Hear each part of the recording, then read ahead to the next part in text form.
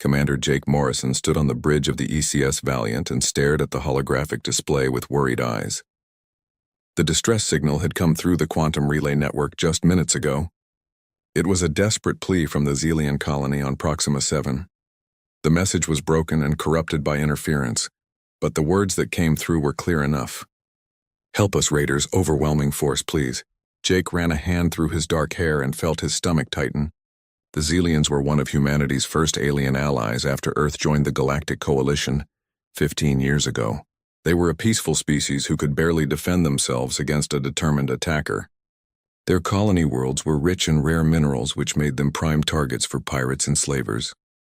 Jake turned to his navigation officer, Lieutenant Amy Rodriguez, and asked how far out they were. Amy replied that they were 17 hours away at maximum burn, but they were not alone. The Third Fleet was scattered across this sector, and she was picking up transponders from the Thunderhawk and the Rampart. Those ships were closer, maybe 12 hours out. Jake nodded and told Amy to send them the coordinates and inform them they were forming a response group, with authorization code Morrison Alpha 7. As Amy transmitted the orders, Jake could not shake the feeling that this was more than just another pirate raid. The Xelians had been hit twice before this year, and each time the raiders had fled before human ships arrived. This time felt different. The desperation in that transmission and the sheer terror in those voices spoke of something worse.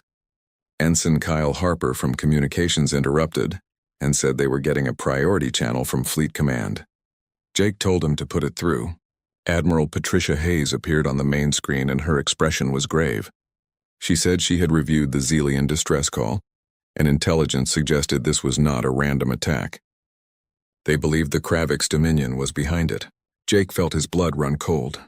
The Kravix were a militaristic empire that viewed most other species as inferior and suitable only for conquest or extermination.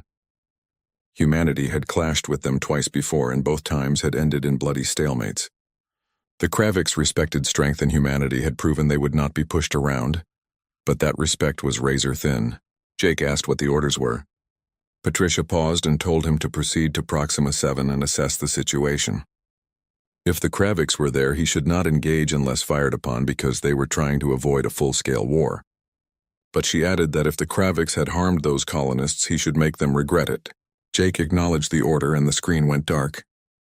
He turned back to his crew and ordered all hands to battle stations. He told them to charge the main batteries and prep the fighters because they were going in hot. The bridge exploded into controlled chaos as officers carried out their orders.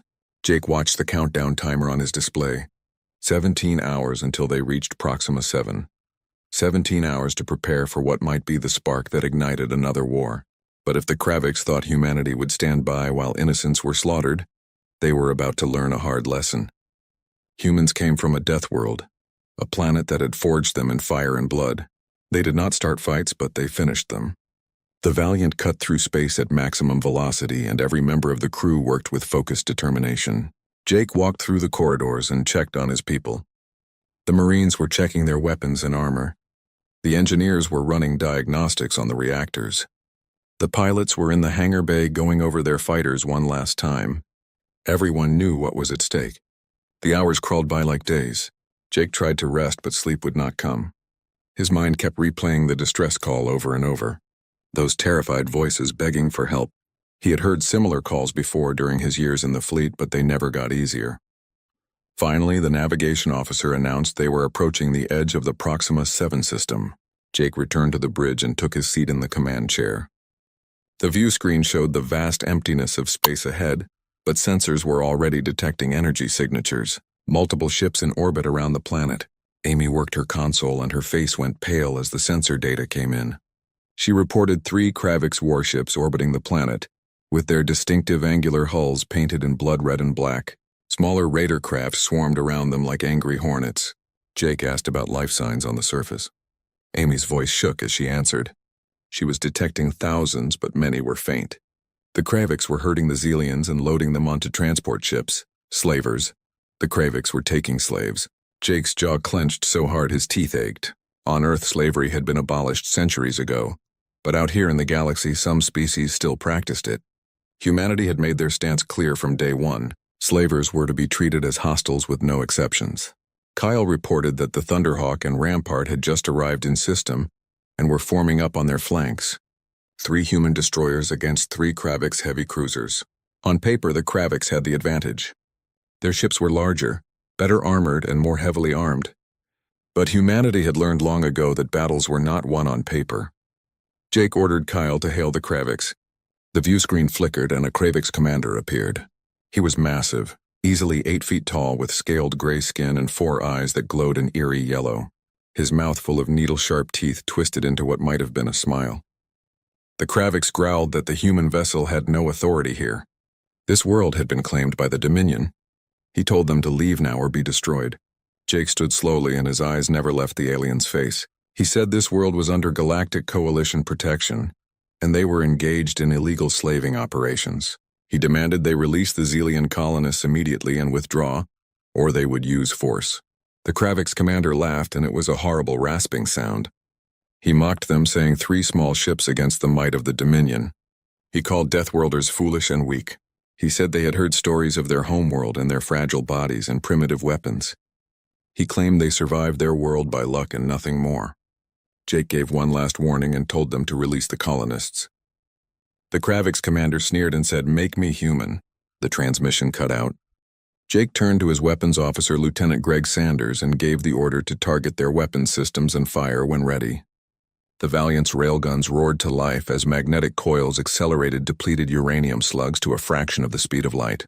The rounds slammed into the lead Kravix cruiser's shields and caused them to flare brilliant blue. The Thunderhawk and Rampart joined in, and their combined firepower hammered the enemy formation. The Kravix returned fire and their plasma cannons spat bolts of superheated gas that tore through space. The Valiant's shields absorbed the first few hits, but Jake knew they could not trade blows for long. The Kravix ships were too heavily armed. Jake commanded his crew to launch fighters with pattern Delta IV and target the gun emplacements. The hangar bays opened and dozens of sleek interceptors screamed out into the black. Human pilots were considered among the best in the Hardy galaxy, with reflexes honed by millennia of warfare on Earth. They dove toward the Kravix ships in tight formations and dodged plasma fire and missile locks with agility that seemed impossible. One by one, the Kravix gun batteries went dark as the fighters strafed them with precision fire. The alien commander's face reappeared on the screen, and his expression was no longer confident. He demanded to know how they were doing this and said their ships were inferior. Jake allowed himself a cold smile. He told the Kravix that they were right to call humans Deathworlders. They came from a world that tried to kill them every single day. They learned to fight back, to adapt, and to survive. Now they were going to teach the Kravix what that meant. Jake announced over the fleet channel for all ships to focus fire on the flagship and show them what Deathworlders could do. The 3 human destroyers concentrated their weapons on the Kravix flagship, and the combined assault was devastating. Railgun rounds punched through weakened shields and missiles found their marks in exposed sections of hull. The Kravix flagship began to list to one side as internal explosions rippled through its structure. Amy called out that their port shield generator was exposed and they had 30 seconds until it cycled back online. Jake told Greg to put a railgun slug through it. Greg's fingers moved across his console and he announced he was firing. The Valiant shuddered as its main railgun discharged. The tungsten carbide round crossed the distance in seconds and punched through the exposed generator in a shower of sparks and debris. The Kravix flagship's left side went dark with shields offline. Jake ordered them to target the engine block to ground the ship. Before Greg could respond, Kyle's voice cut through with urgent news. There was an incoming transmission from the surface from the Zelians. Jake told him to put it on speaker. A weak and trembling voice filled the bridge. It was Elder Valara of the Zelian colony begging them to hurry. She said the raiders had taken nearly half their people already and were killing anyone who resisted. Jake's expression hardened and he told Elder Valara they were engaging the enemy fleet now and to hold on. Amy interrupted with urgency in her voice. One of the transport ships was breaking orbit and heading for the jump point. Jake's blood ran cold. If that transport escaped with captive Zelians, they would be lost forever and sold into slavery somewhere in the Dominion's territory. He ordered the Thunderhawk to break off and intercept that transport and not let it jump. Captain Helen Price aboard the Thunderhawk acknowledged, and her destroyer peeled away from the formation, with engines burning bright as it gave chase. The Kravix commander's face reappeared and rage twisted his features. He shouted that they thought they could win, but they were wrong. The Kravix Dominion had conquered 100 worlds. Humans were nothing but primitives with stolen technology. Jake leaned forward and corrected him, saying humans built everything themselves. Unlike the Kraviks, they did not prey on the weak but protected them. The Kraviks bared his teeth and said humanity was a disease. They should have exterminated them when they had the chance. Jake reminded him they tried twice and asked how that worked out for them. Before the Kraviks could respond, an explosion rocked his ship. One of the Rampart's missiles had slipped through the weakened shields and detonated against the hull. The transmission cut out in a burst of static. Greg reported a direct hit on their bridge and the enemy flagship was dead in the water. Jake did not celebrate. He asked about the status of the other two cruisers. Amy replied that one was attempting to retreat, but the other was holding position over the colony. Her voice was tight as she added that the cruiser was charging weapons and targeting the surface. The implications hit Jake like a hammer. If they could not have the slaves, the Kraviks were going to destroy the colony out of spite. Hundreds of thousands of innocent lives would be wiped out in seconds. Jake demanded to know how long until they fired. Amy answered 90 seconds. It was not enough time.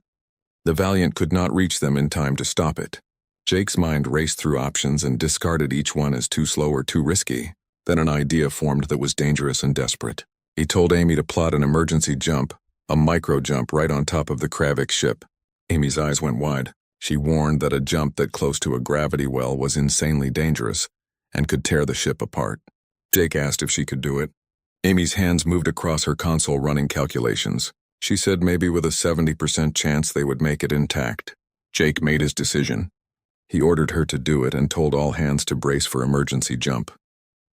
The jump drive spooled up and the ship vibrated as reality bent around them. Jake gripped his armrests and felt the familiar nausea of a hyperspace transition. Then with a flash of blinding light, the Valiant vanished from one point in space and reappeared less than a kilometer from the Kravik's cruiser. The Valiant materialized so close to the Kravik's cruiser that Jake could see the individual weapon ports on the enemy hull. Alarms blared across the bridge as the ship's structural integrity monitors screamed warnings. The micro-jump had worked, but just barely. Jake shouted to fire everything. At point-blank range, the Valiant unleashed hell. Railgun slugs, missiles, and laser batteries converged on the Kravik ship in a devastating barrage. The alien cruiser's shields, which were designed to deflect attacks from a distance, were useless against weapons fired from mere meters away. Explosions rippled across its hull as armor plating shattered and internal systems failed. The Kravik ship's weapons, which were still charged and ready to fire on the planet, discharged randomly as control systems failed. Blue-white plasma bolts streaked off into space harmlessly, and their intended targets were saved by seconds. Amy reported that the enemy cruiser was venting atmosphere, and their reactor was going critical. She said they needed to back off immediately. Jake ordered reverse thrust at maximum burn. The Valiant pulled away as the Kravik's cruiser died. Its reactor containment failed in a brilliant flash and turned the warship into an expanding cloud of superheated debris. The shockwave rocked the human destroyer, but the shields held. Jake demanded a status report and forced his breathing to steady. Kyle's voice came through reporting that the Thunderhawk had successfully intercepted the transport. They disabled its engines and boarding teams were securing the Zelian prisoners. Captain Price reported all colonists were safe and would be returned to the surface. Amy added that the retreating cruiser had jumped to hyperspace. They were tracking its trajectory, but it was heading deep into Dominion territory where they could not follow. Jake nodded. One enemy ship escaped, but they had saved the colony, and that was what mattered. He ordered Kyle to contact the surface and tell them the skies were clear.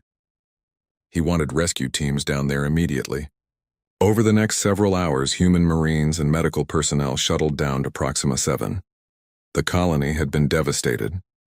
Buildings were burned, infrastructure was destroyed, and dozens of Zelians lay dead in the streets. But thousands had been saved, and that number would have been zero if the human fleet had not arrived. Jake beamed down to the surface himself because he wanted to see the situation firsthand. He found Elder Valara in what remained of the colony's central square, surrounded by her people.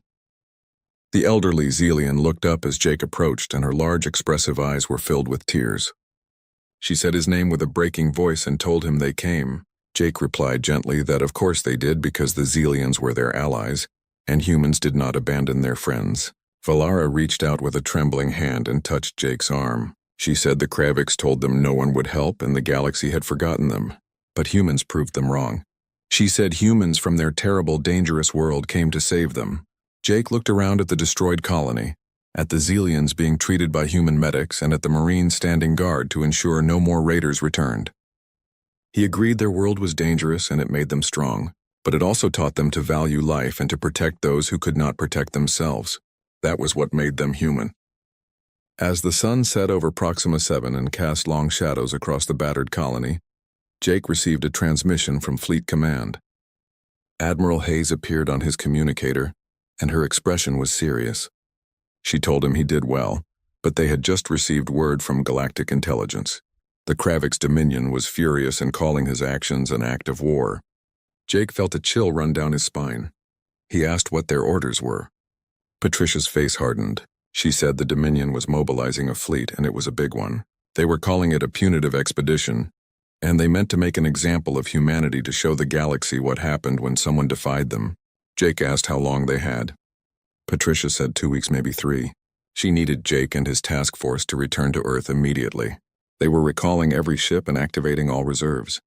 If the Kravix wanted a war, they would give them one they would never forget. Jake acknowledged the order and said they would be there. The transmission ended. Jake looked up at the stars, knowing that somewhere out there, a massive enemy fleet was preparing to descend upon humanity's home. But humanity had faced extinction before and survived. They would survive this too. The Deathworlders were going to war. The journey back to Earth was somber. Every member of the crew understood what was coming. They had won a battle, but a much larger war was on the horizon. Jake spent his time reviewing battle reports and planning strategies. He knew the Kravix would come with overwhelming force. They always did. It was their way of crushing resistance before it could take root. But humanity was different. They did not break easily. The Valiant arrived in Earth's solar system 5 days later. Jake had never seen so many ships gathered in one place. Every destroyer, every cruiser, every carrier that humanity possessed was assembling near Mars. Orbital defense platforms were being armed. Weapons satellites were being deployed.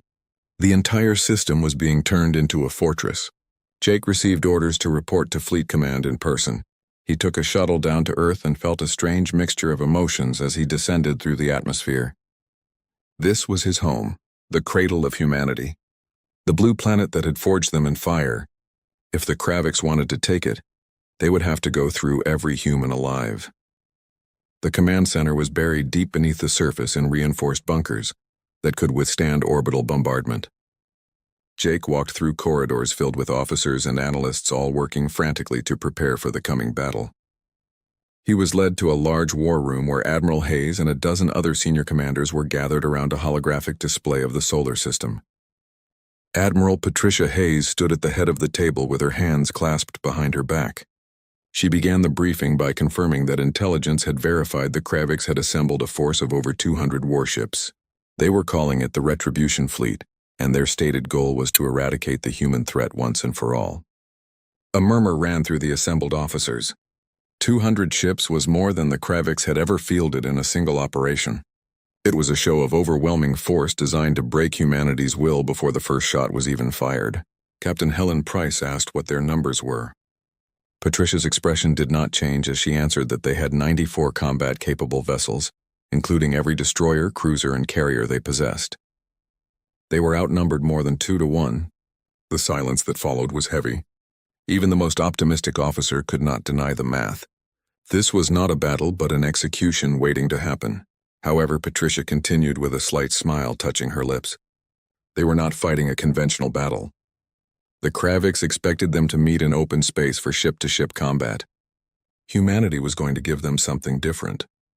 She gestured and the holographic display shifted to show Earth's solar system in detail.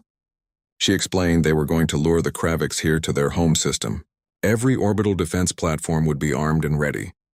Every hidden asteroid base and every weapon satellite they had built in the last century would be waiting. Jake studied the display as understanding dawned. He said aloud that she wanted to turn the entire solar system into a trap. Patricia confirmed this with a nod. The Kravix thought humans were primitive, so they should come to their home and see how primitives fight. Over the next 2 weeks, humanity prepared for war with grim determination. Every ship was armed and fueled to capacity.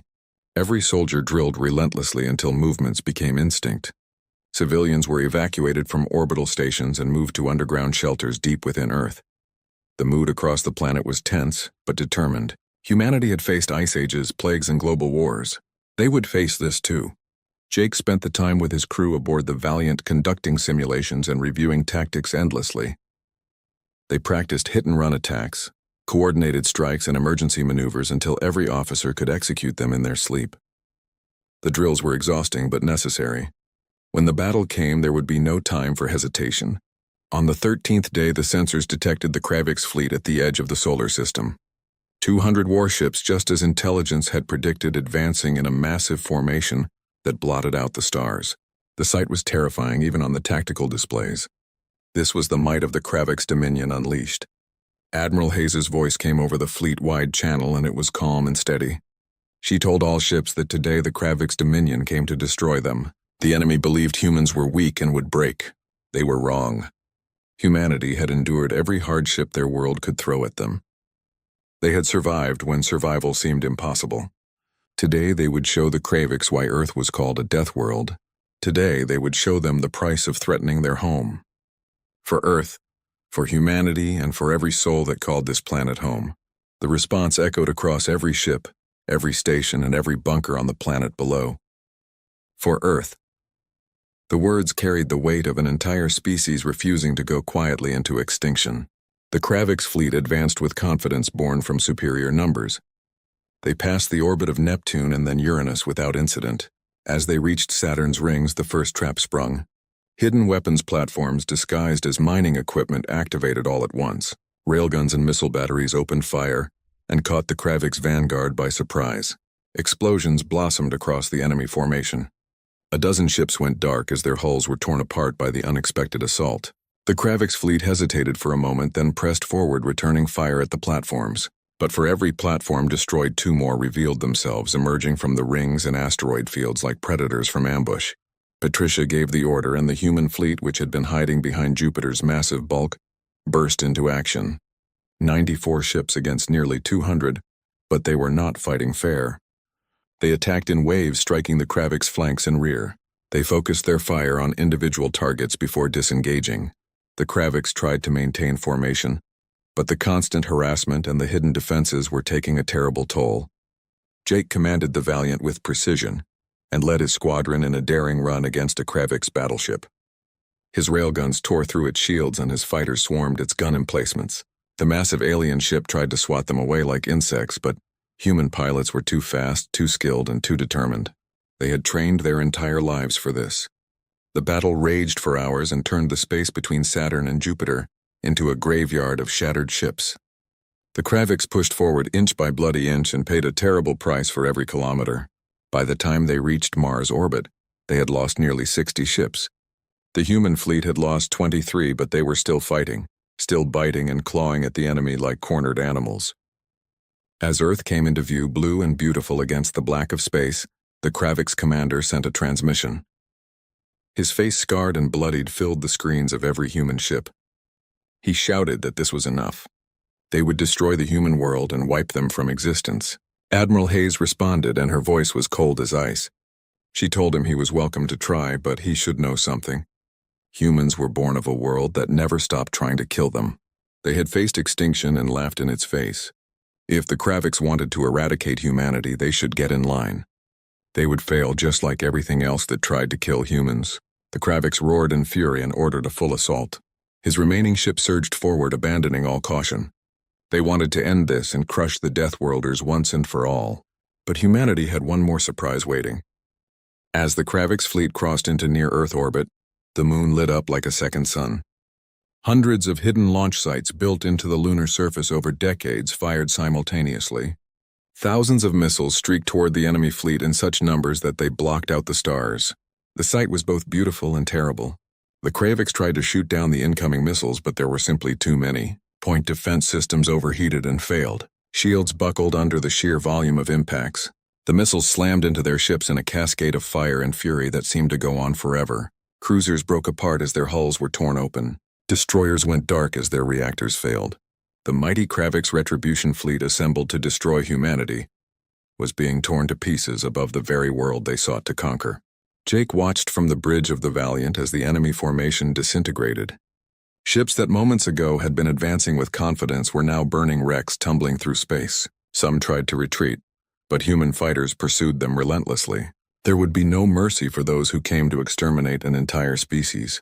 The Kravix commander's face appeared one final time on the view screen. His flagship was crippled and burning. Fire raged behind him, and his expression was one of disbelief. He asked how this was possible and how humans were doing this. Jake answered him, and his voice carried the weight of all humanity behind it. He said it was because humans never gave up, because they protected their home, because they were human and they would never ever surrender. The Kravix flagship exploded in a blinding flash, and with it the will of the Dominion's fleet shattered. The surviving ships, battered and broken, turned and fled. They jumped to hyperspace as fast as their damaged engines could manage. Within minutes, the space around Earth was empty, except for debris and the victorious human fleet. Silence fell over the human fleet for a long moment. Then slowly cheers erupted. It started on individual ships and spread like wildfire. They had done it.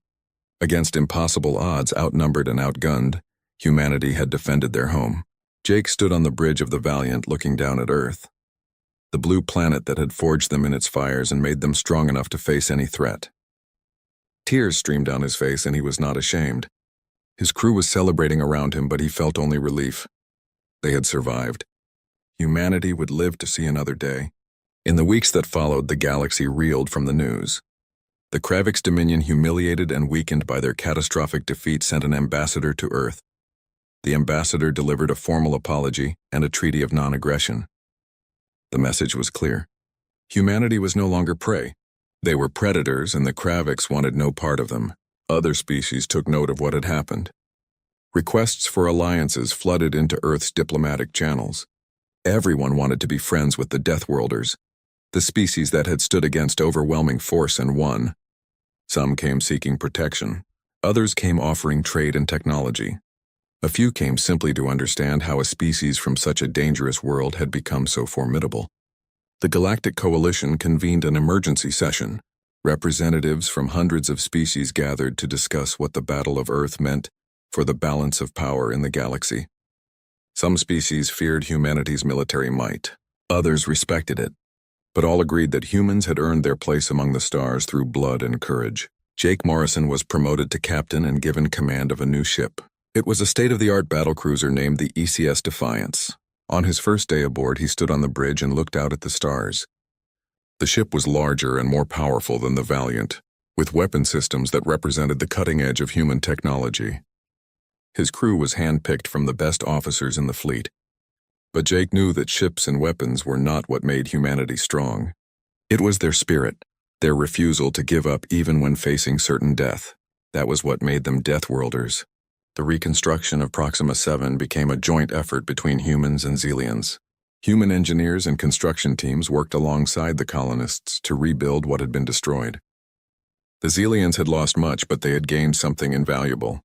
They had learned that in this vast and often cruel galaxy, there were those who would stand and fight for others. Elder Valara visited Earth 3 months after the battle.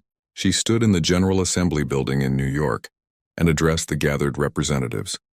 She spoke of the day the Kravix came and how her people had thought they were doomed. She spoke of the human ships that arrived and the warriors who fought to save them. She said that humanity had shown the galaxy what true strength looked like. It was not the strength to conquer and destroy, but the strength to protect and defend. Jake attended the ceremony and sat in the back row. He did not feel like a hero. He had simply done his duty. But when Valara finished speaking and the entire assembly rose to applaud, he felt a sense of pride. Not pride in himself, but pride in what humanity represented. They were flawed and they made mistakes, but when it mattered, they stood up for what was right. The Kravix never recovered from their defeat. Their empire, which had seemed invincible, fractured as subject species rebelled. Without the fear of overwhelming military might to hold them together, the Dominion collapsed within a year. Some Kravix leaders sued for peace. Others retreated to their home systems and closed their borders.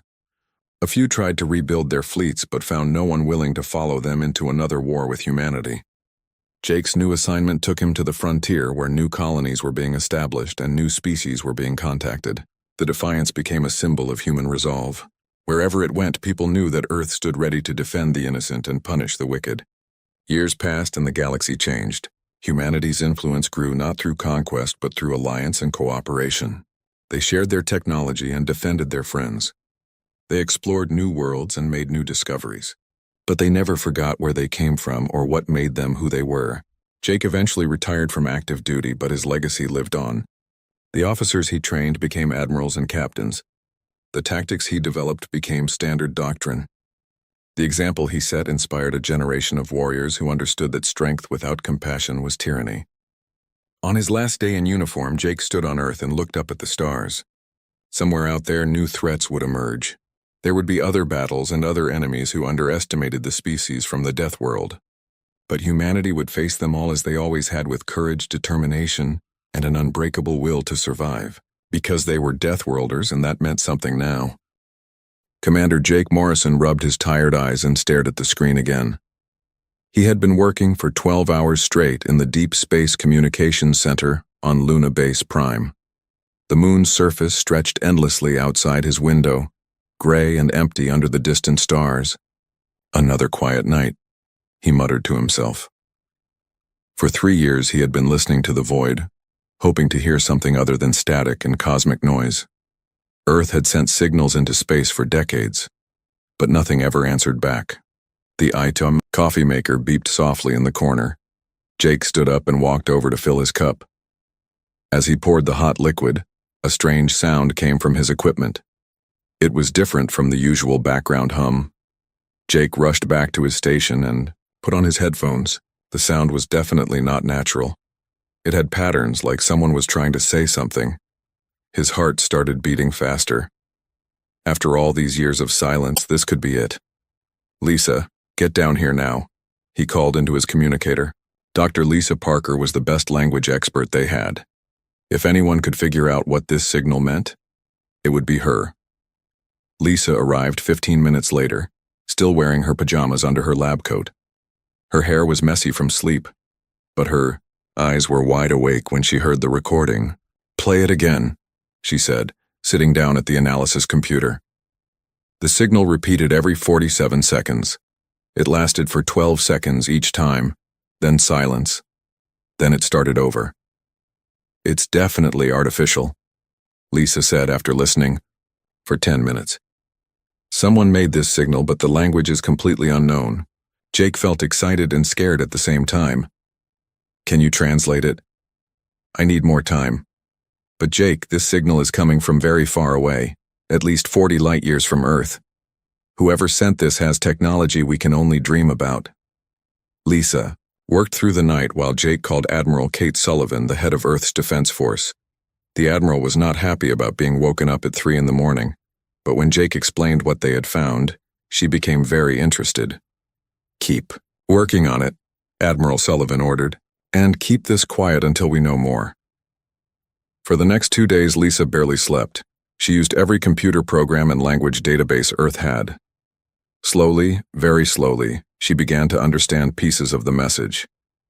"It's a distress call," she told Jake on the 3rd morning.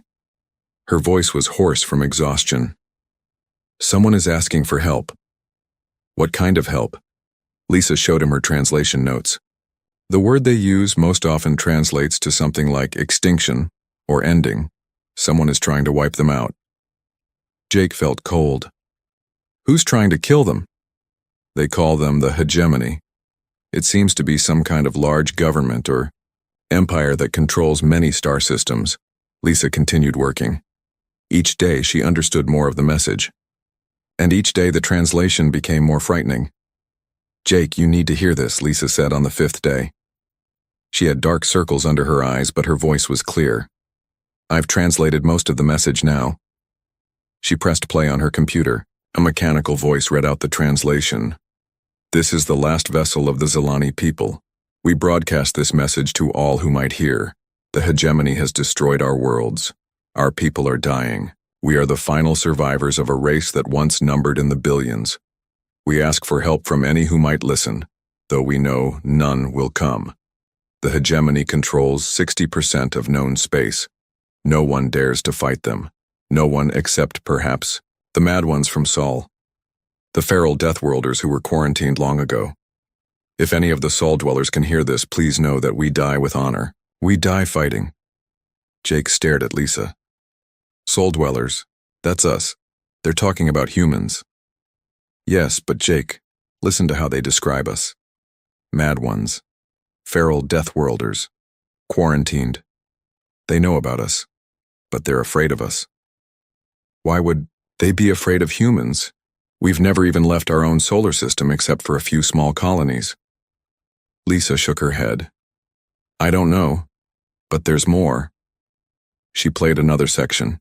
The records speak of Sol 3, the death world where the mad ones live. A planet of poison air and crushing gravity, where the creatures fight constantly and survive in conditions that would kill most civilized beings. The early scouts reported that the Sol dwellers are too dangerous to contact. They wage war on each other for sport and eat the flesh of their enemies. They are quarantined for the safety of all civilized species. Jake laughed, but it wasn't a happy sound. They think we're monsters. But Jake, they're also asking for our help. They're so desperate that they're willing to call on the monsters. Jake contacted Admiral Sullivan immediately. Within hours, the Admiral was on Luna Base Prime, listening to the full translation with her senior staff. How far away is this signal coming from? Admiral Sullivan asked. 47 light years, Jake replied. A place called the Zalani Home System. And you're sure this is real? Lisa nodded. The signal is definitely artificial. The language patterns are consistent, and the technical knowledge shown in their message is far beyond anything we could fake. Admiral Sullivan was quiet for a long time. Finally, she spoke. If this message is real, then we're not alone in the universe. And apparently everyone else is afraid of us. What do we do? Jake asked. The Admiral stood up and walked to the window. Earth hung in the black sky, blue and beautiful and peaceful. We've always wondered what we would do if we found intelligent life in space. Well, now we know. They're dying, and they're asking for help. But Admiral, we don't even know if we can get there. 47 light years is further than any human has ever traveled. Admiral Sullivan turned back to face them. Then we better figure out how to do it. Captain Ryan Torres has been testing our fastest ship, the UES Defiant.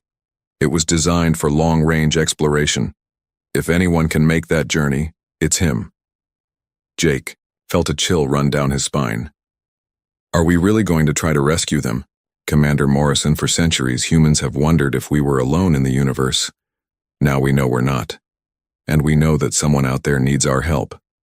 The question isn't whether we're going to try. The question is whether we're going to succeed. Admiral Sullivan activated her communicator. This is Admiral Sullivan. I need to speak with Captain Torres immediately. And get me a direct line to Earth Command. We're going to need every ship we have. As the Admiral made her calls, Jake looked out at the stars. Somewhere out there, 47 light years away, an entire species was dying. And somehow they thought that humans, the mad death worlders from Sol, might be crazy enough to help them. He was beginning to think they might be right. Captain Ryan Torres stood on the bridge of the UES Defiant and watched the stars disappear. The ship's jump drive hummed with power as it bent space around them.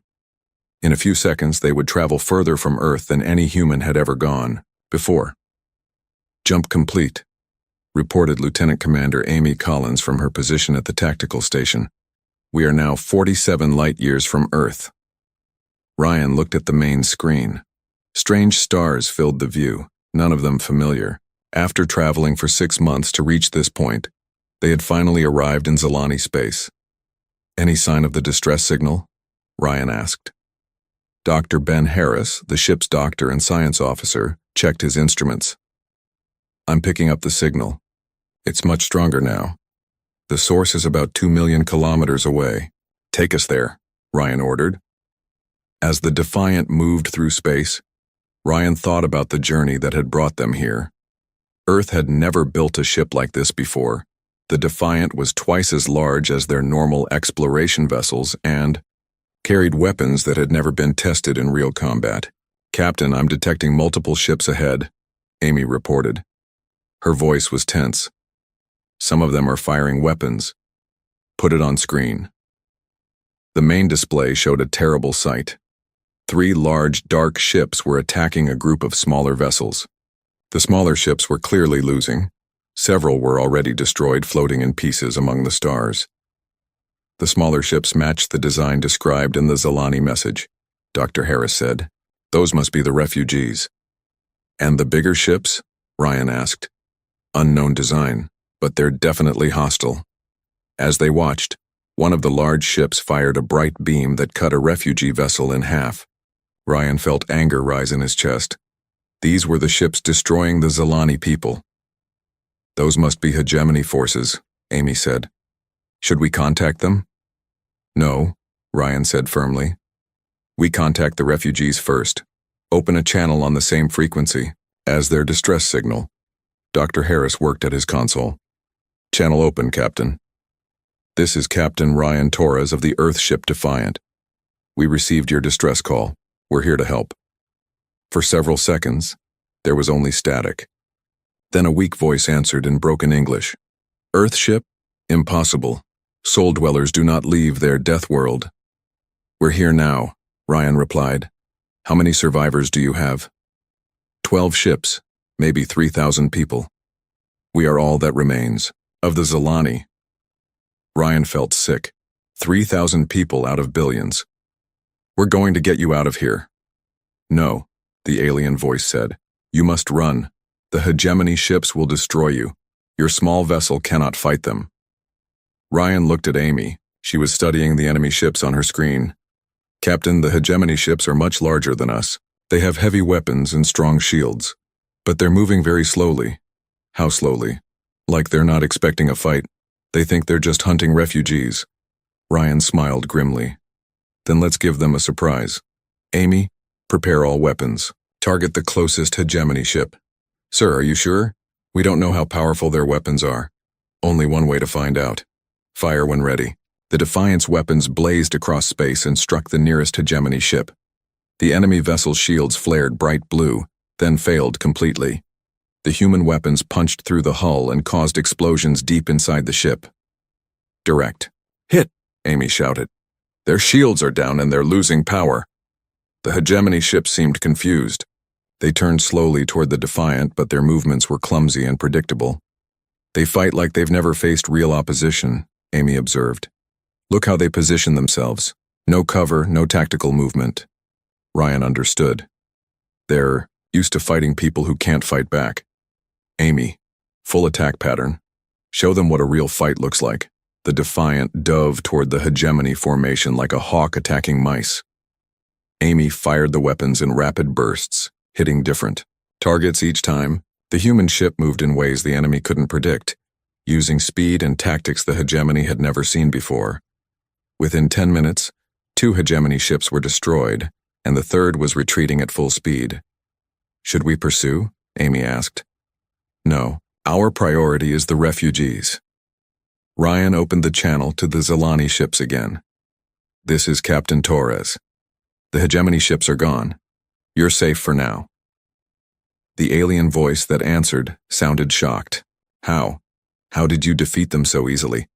Those were hegemony battlecruisers. We'll explain later.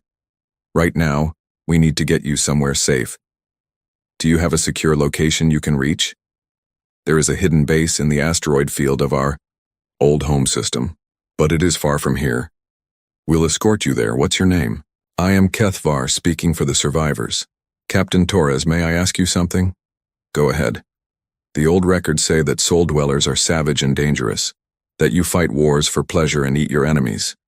But you came here to help. Us why? Ryan thought about that question. Because someone asked for help and we could give it. That is not the answer I expected from a Death Worlder. What exactly is a Death Worlder? You do not know? Your world, Sol 3, is classified as a HFY Death World. The gravity is 3 times normal. The atmosphere is poison to most species. The weather systems are violent and unpredictable. And the creatures that live there, including your people, are considered extremely dangerous. Dr. Harris looked up from his console.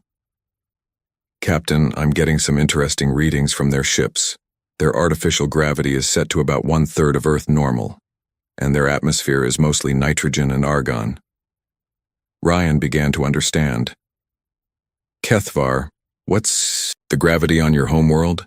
Standard gravity, 0.31 of your Earth measurement. And your atmosphere? Clean and pure. Not like the toxic mixture you breathe.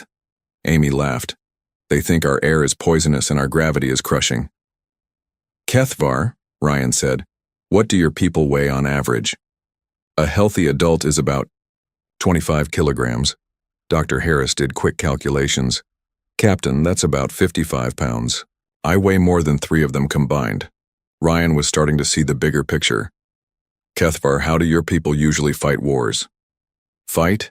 We do not fight wars. Civilized species negotiate. Violence is only used by primitives and criminals. What about the hegemony? They are different. They use violence to control others. Most species surrender rather than face destruction. Fighting them is considered impossible. But you're fighting them. We had no choice. They came to our worlds and demanded surrender. When we refused, they began killing our people. We are not warriors, Captain Torres. We are scholars and artists and builders. We do not know how to fight a war. Ryan felt a deep sadness for these people. They were peaceful and intelligent, but they had no idea how to defend themselves against bullies. Kethvar, how many species are part of the hegemony? Over 300 that we know of. They control 60% of known space. And how many fight back? None. Fighting the hegemony means death. Until today, I had never seen hegemony ships defeated in battle. The convoy of refugee ships began moving toward their hidden base. The Defiant took position alongside them, ready to defend against any new attacks. As they traveled through space, Kethvar explained more about the galaxy. The hegemony ruled through fear and superior technology. They would arrive at a world and demand surrender. If the people refused, the hegemony would destroy their cities until they gave up. Most species surrender immediately, Kethvar said. It is logical. Why die when you can live as servants? Because some things are worth dying for, Ryan replied. That is what makes you Deathworlders so dangerous. You will die for ideas that exist only in your minds. Freedom, honor, justice. These things are not real, but you treat them as if they were more important than life itself. Amy looked at Ryan. Sir, I'm beginning to understand why they're afraid of us. Ryan nodded. A galaxy full of people who always surrender when threatened, and then there's us. The mad ones from Sol, Kethvar said quietly. Perhaps the old records were right about you. But perhaps they were wrong about what dangerous means. As the refugee convoy continued toward safety, Ryan realized that humanity had just entered a war they knew nothing about. But they were about to teach the galaxy something new about what it meant to fight back. President Michael Jang stood in the emergency meeting room deep under the White House. Around the long table sat the most powerful people on Earth. General Patricia Coleman, head of all Earth's military forces. Director Steve Johnson from Earth, Intelligence, Dr. Linda Foster, the government's top scientist, and dozens of other leaders from every nation on the planet.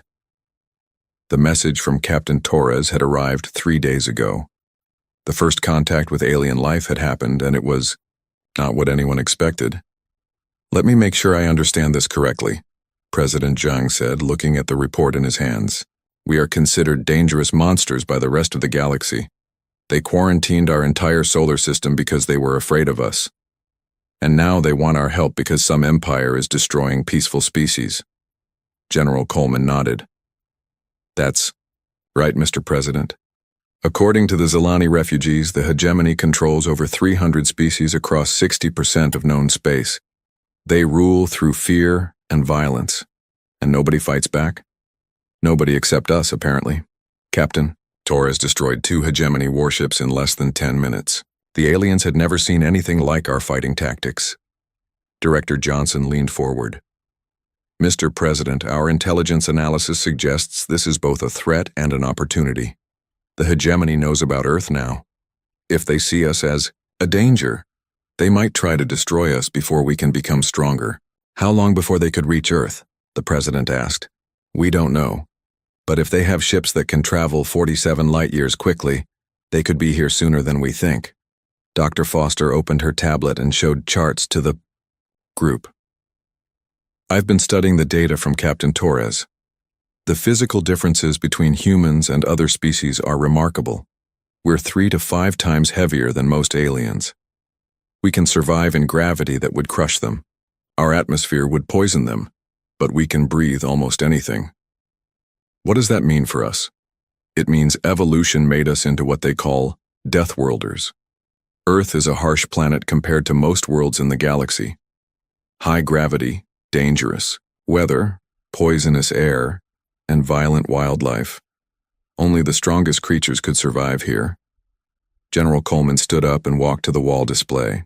Dr. Foster's research explains why our military tactics work so well against them.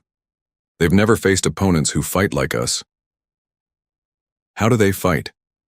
They don't really. Most species in the galaxy are peaceful.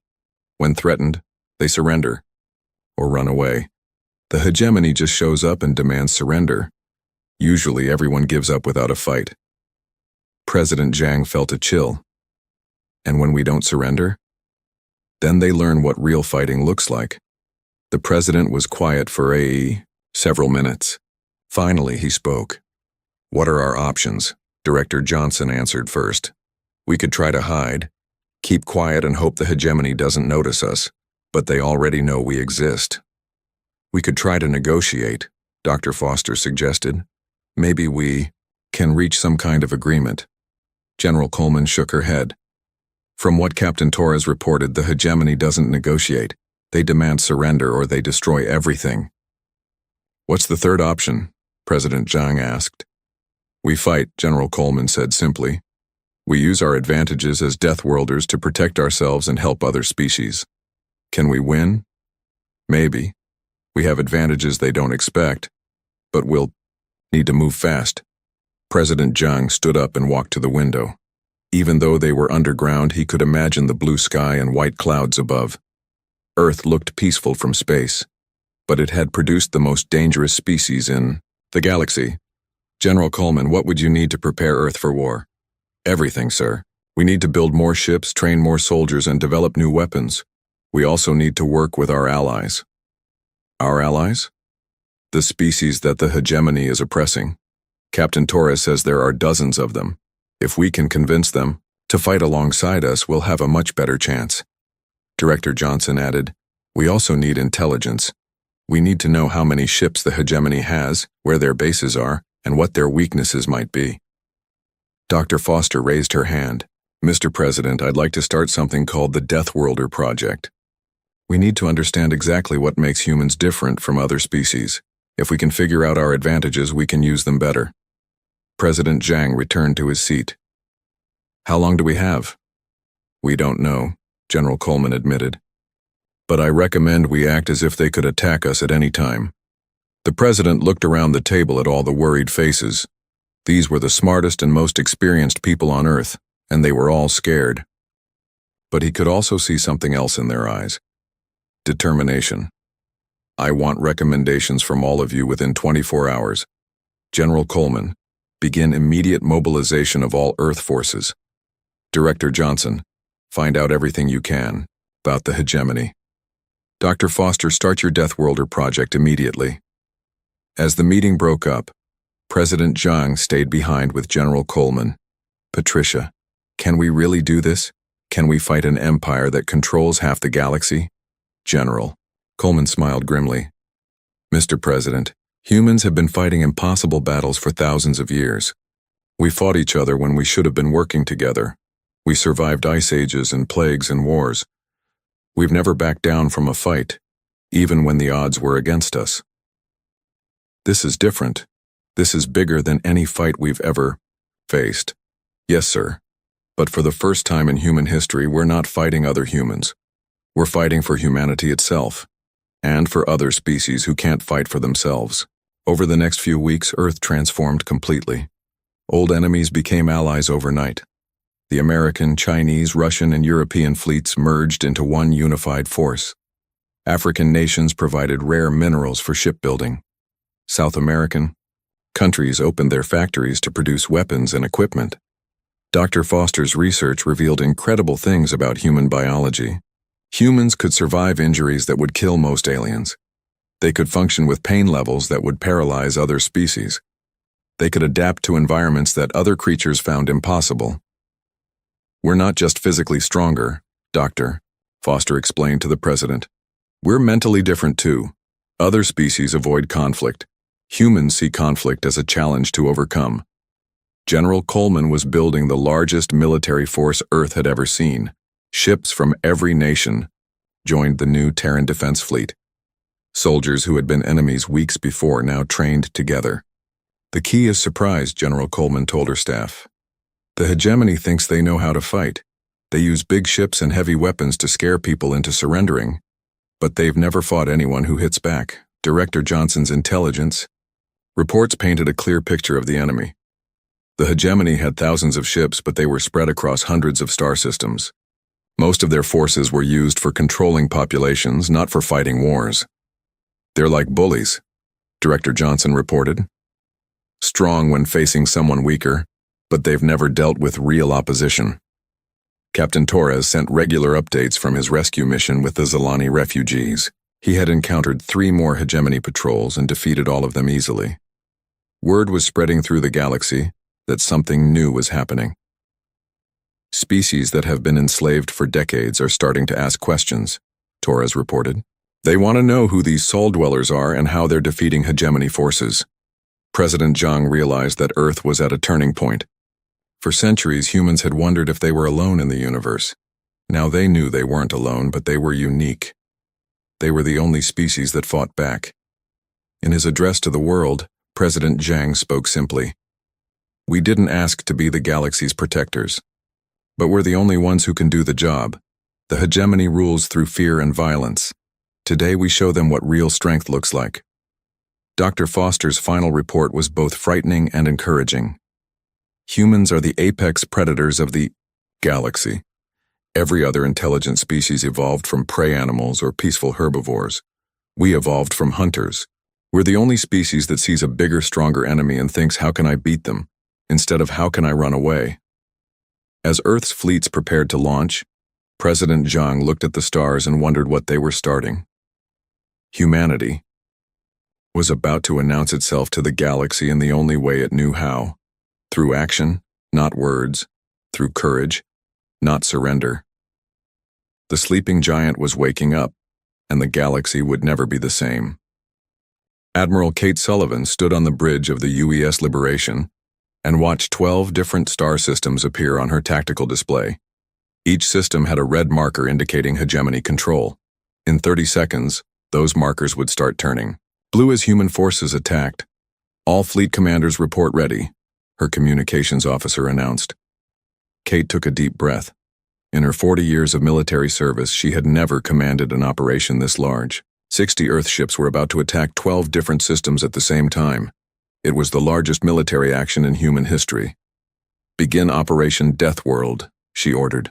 Across the galaxy, human forces jumped into combat. Kate's own target was the Procyon system, where the hegemony had enslaved 2 million aliens and built a massive weapons factory. The hegemony defenders were caught completely off guard. Their sensors showed human ships appearing from nowhere, moving at speeds they thought impossible, and using tactics that made no sense. "Enemy ships are trying to ram us," shouted a hegemony commander on an intercepted transmission. "They're flying directly into our weapons fire." Kate smiled grimly. What the hegemony saw is insane. Humans called aggressive tactics. Human ships were built stronger and could take more damage. When a human captain saw heavy enemy fire, he flew through it instead of around it. Captain Danny Mitchell was leading the most dangerous part of the operation. His Special Forces team had jumped into the Kepler 442 system, where the hegemony kept political prisoners from dozens of species. "Boarding pods away," Danny reported over the radio. His voice was calm despite flying directly toward a heavily defended space station. Danny's team used tactics that no other species had ever tried. Instead of fighting ship-to-ship battles from a distance, humans attached small pods to enemy vessels and cut their way inside. Then they fought room by room until they controlled the entire ship. Hegemony crew is surrendering, Danny reported 20 minutes later. They've never seen boarding tactics before. Most of them just ran away when we started cutting through. Their hull. Commander Sarah Blake was running an even more dangerous mission. She had spent 3 months infiltrating Hegemony space, pretending to be a traitor from a neutral species. Her ship looked alien, but inside it was packed with human surveillance equipment.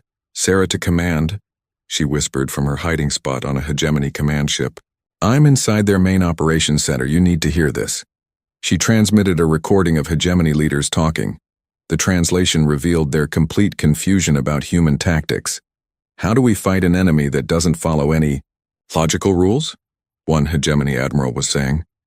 They sacrifice their own ships to destroy ours.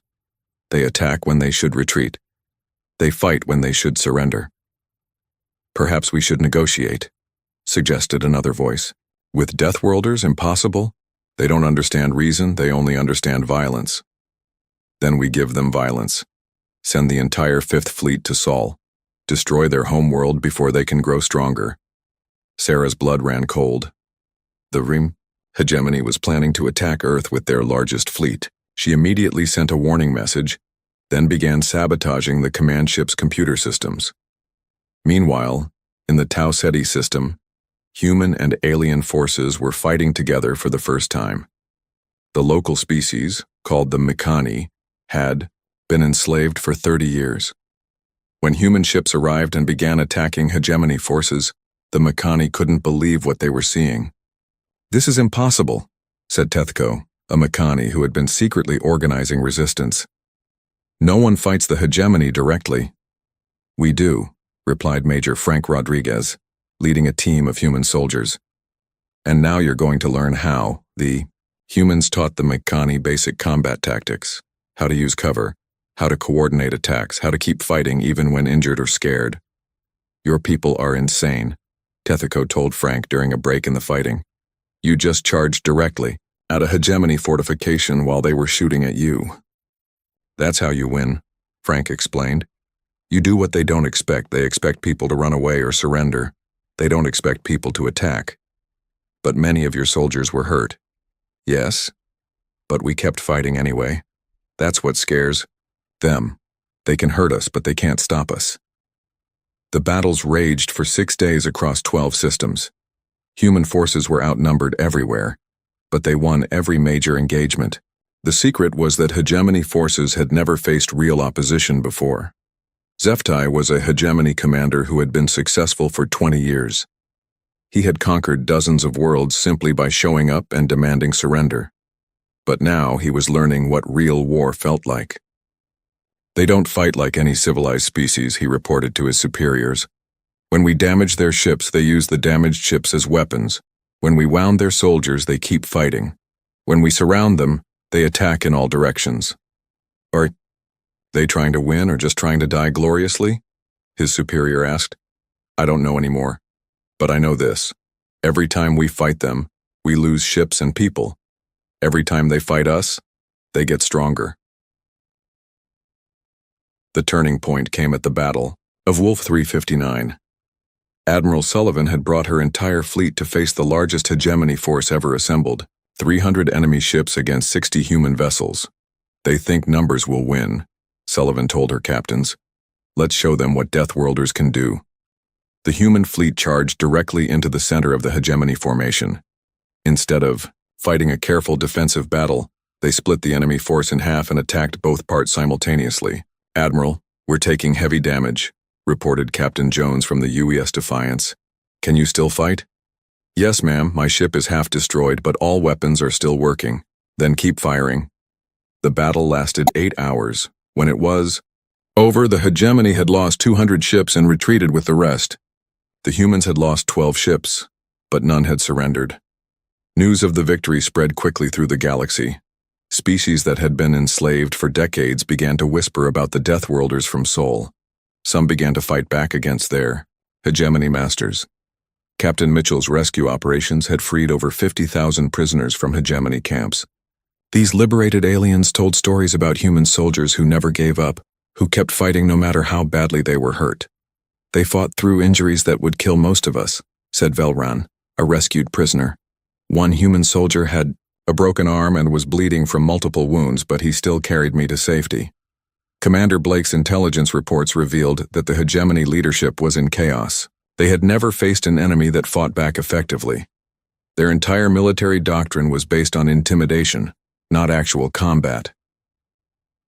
They're starting to withdraw forces from frontier systems, Blake reported. They're pulling back to defend their core worlds. The most important change was happening among the oppressed species. For the first time in generations, they believed that the hegemony could be defeated.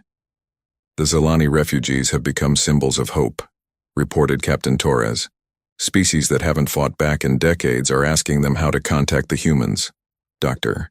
Foster's analysis of the battles showed why humans were so effective. We're not just physically stronger, she explained. We have a different relationship with pain and fear. Other species stop fighting when they're hurt or scared. Humans use pain and fear as motivation to fight harder. Admiral Sullivan received reports from all 12 battle zones. In every system, human forces had achieved their objectives. Hegemony forces were retreating. Prisoners were being freed and enslaved species were beginning to resist. Phase 1 is complete, she announced to Earth Command. We've proven that the hegemony can be defeated. Now comes the hard part. President Zhang's response was immediate. What's the hard part? Now we have to figure out what to do with half the galaxy looking to us for leadership, and we still have to deal with that hegemony fleet heading toward Earth. As Sullivan prepared for the next phase of the war, she realized that humanity had crossed a line. They were no longer just defending themselves. They had become the galaxy's hope for freedom. The sleeping giant was fully awake now, and it was angry. The hegemony had ruled through fear for centuries. Now they were about to learn what it felt like to be afraid. Ambassador Ellen Price stood in the great hall of what had once been the hegemony's Capitol building. 6 months ago, this place had been the center of an empire that controlled half the galaxy. Today, it was hosting the first Galactic Freedom Council with representatives from over 200 species. The war had ended 3 weeks ago when the last hegemony fleet surrendered to Admiral Sullivan near the Vega system.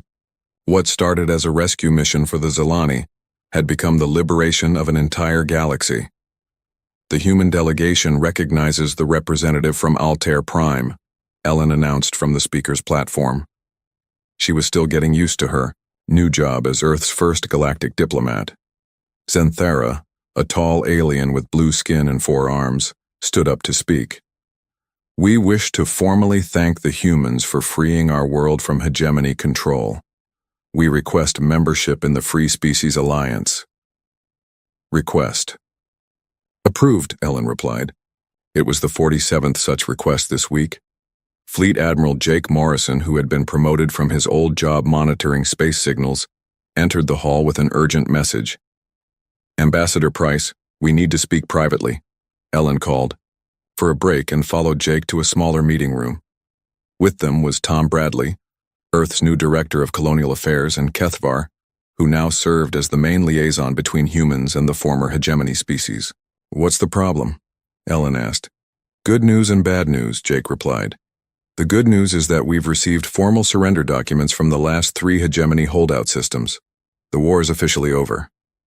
And the bad news? 17. Different species have asked us to help them settle territorial disputes. 23 others want us to help rebuild their governments. And 41 species have requested human military protection while they establish new colonies. Tom Bradley sighed. In 6 months, we've gone from unknown species to the most powerful force in the galaxy. Everyone expects us to solve their problems. Kethvar spoke up in his careful English. You must understand, most of these species have been enslaved for generations. They do not know how to govern themselves or defend their worlds. They look to you because you are the ones who freed them. Ellen sat down heavily. When she had accepted this job, she thought she would be negotiating with 1 or 2 alien governments. Instead, she was trying to organize an entire galaxy. How are our colonies handling the expansion? She asked Tom. Better than expected. We've established 47 new human settlements in the past 6 months. Most of them are on worlds that Other species considered too dangerous to live on. Jake laughed. Death worlds. Perfect for death worlders. The amazing thing is how quickly we're making them livable, Tom continued. Human engineering teams are turning hostile planets into garden worlds in just a few months. Other species say it's impossible, but we're doing it anyway. Kethvar nodded. The galaxy has learned that when humans say something can be done, it will be done, even if it seems impossible.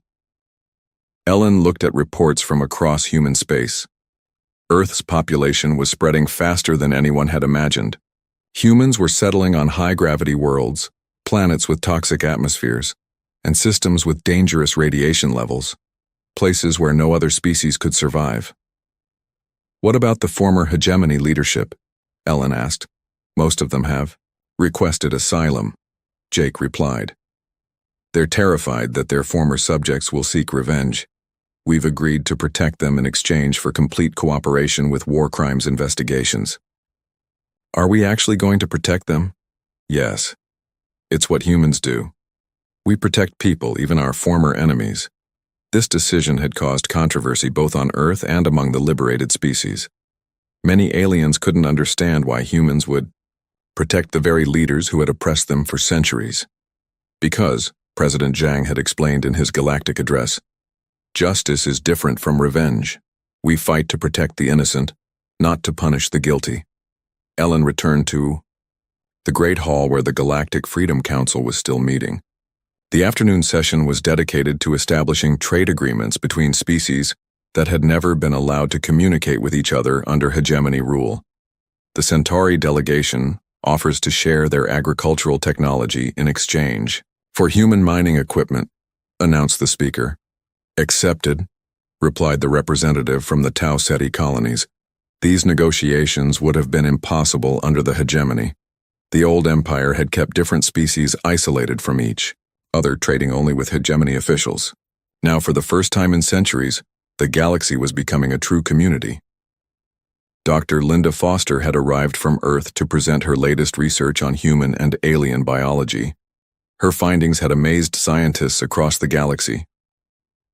Humans can survive in environments that would kill 90% of known species, she explained to the assembled delegates. But more importantly, humans can help other species adapt to hostile environments. We're developing technologies that will let anyone live anywhere. This was already happening on dozens of worlds. Human engineers were building domed cities on the airless planets, underwater colonies on ocean worlds, and floating platforms in the atmospheres of gas giants. Places that had been considered uninhabitable were becoming new homes for refugees from the war. The most dramatic change was in how species viewed conflict. For generations, the galaxy had been taught that violence was primitive and uncivilized. The hegemony had used this belief to control everyone. We have learned something important from the humans, announced Elder Sithrak from the Procyon Council. Sometimes fighting is necessary to protect what is precious. We request human instructors to teach our young people basic self-defense.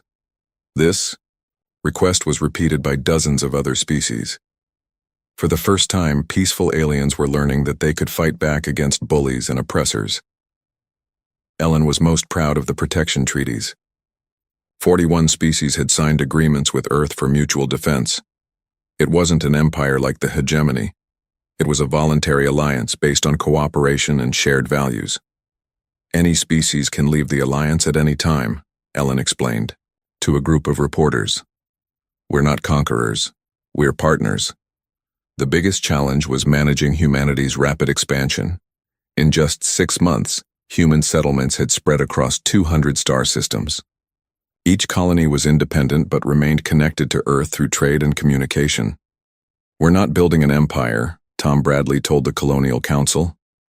We're building a network of free human communities that can help each other and work with alien neighbors. The former hegemony species were amazed by this approach. They had never seen a powerful species that didn't try to control everyone around them. As the day's session ended, Ellen walked onto the building's observation deck. The planet's capital city stretched out below her, showing the amazing changes of the past 6 months. Human construction teams worked alongside aliens to rebuild what the war had destroyed. Children from a dozen different species played together in the streets. Former enemies now traded goods and shared technologies. Kethvar joined her on the deck.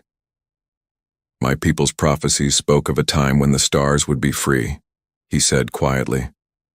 "They said salvation would come from the most unexpected place. I never imagined it would come from the species we all feared most." Ellen smiled. "We're not scary once you get to know us." "Perhaps. But you are still dangerous. Dangerous to bullies and tyrants and anyone who thinks might makes right." "Good," Ellen replied. "The galaxy needs to stay dangerous for the right reasons." 5 years later, Ellen stood in the same spot and looked out at a completely transformed galaxy. Earth led an alliance of 300 species spread across thousands of worlds. The old hegemony territories had become thriving democracies. Former slave worlds were now centers of art, science, and trade. Humans were no longer called deathworlders as an insult. The term had become a badge of honor, representing courage, determination, and the willingness to protect others, no matter the cost. New threats had emerged from beyond the galaxy's edge, but they faced united opposition. Species that had once cowered in fear now stood together with their human allies, ready to fight for their freedom. Ellen received a message from Earth. Another alien distress signal had been detected, this time from a distant galaxy where an oppressive regime was destroying peaceful worlds. She smiled as she read Admiral Sullivan's response. "The Terran Expeditionary Force is ready to deploy. We've got this." The sleeping giant was fully awake now, and the universe was a safer place because of it. Humanity had found its purpose among the stars, not as conquerors, but as protectors, not as rulers, but as friends to those who needed help. The Mad Ones from Sol had become the galaxy's hope, and they would never let that hope die.